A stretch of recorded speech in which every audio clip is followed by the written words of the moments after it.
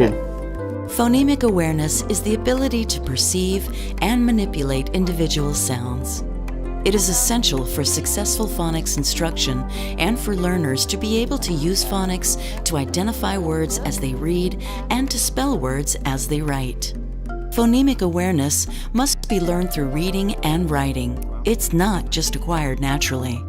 The National Reading Panel has identified 6 tasks for phonemic awareness assessment and instruction: phoneme isolation, phoneme identity, phoneme categorization, phoneme blending, phoneme segmentation, phoneme deletion.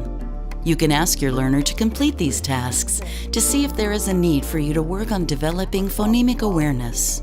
You can use these same tasks for phonemic awareness practice either with or without letter or word cards. So Jonathan, we've been working a lot around sounds of letters.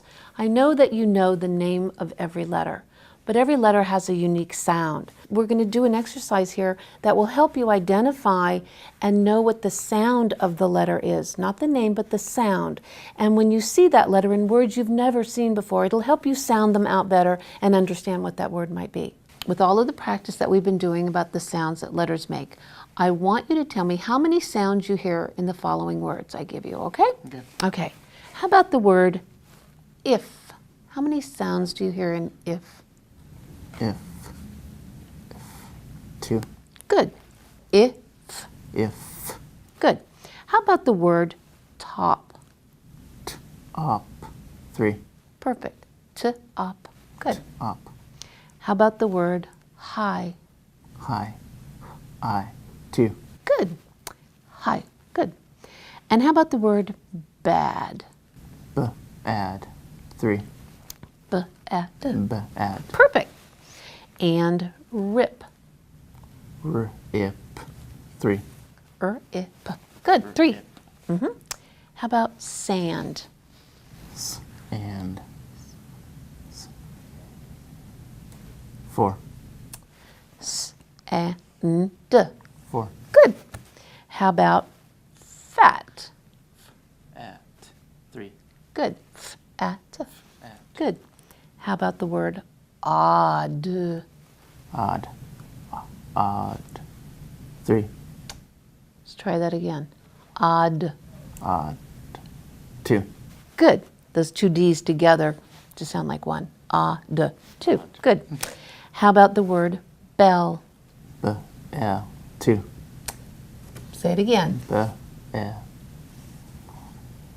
B-e-l. 3. There you go. Those L's. There you go. How about rug? Rug. 3. Good. 3 for rug. How about do? Ooh. 2. D. Ooh. Ooh. 2. 2. Good. How about champ? Amp. 4. Amp. 4. Good. Okay, how about the word go? Go. Oh. 2. So give me the fingers for that. G-o. Oh. 2. Good.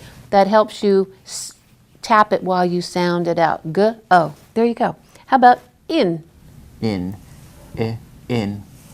2. Good. How about at? At. At. 2. At. Perfect. At. Yeah. How about smug? Smug. Smug. 3. Okay, let's try that. 4. 4. 4. Perfect. Okay. How about truck? Truck. 4. Very good. Truck. 4. How about the word black? Black. Black. How many is that? 4. Again? Black. 4. Good. 4. And the last one is frog. Frog. Frog. 4. I was missing a letter there. Let's try it again. Frog, frog. Fr, f, g, frog. 4. 4. Good job. You got it. So Jonathan, here's another way we can practice sounds of the letters, okay? How many sounds do you hear in the word if? If. Perfect. 2. Good. If. That's 2. Perfect. How about top? T, up. 3. T, up. 3. Top. Good. And how about high? I. 2. 2. H and I. High. High. You have just seen a learner and a tutor practicing phonemic awareness tasks.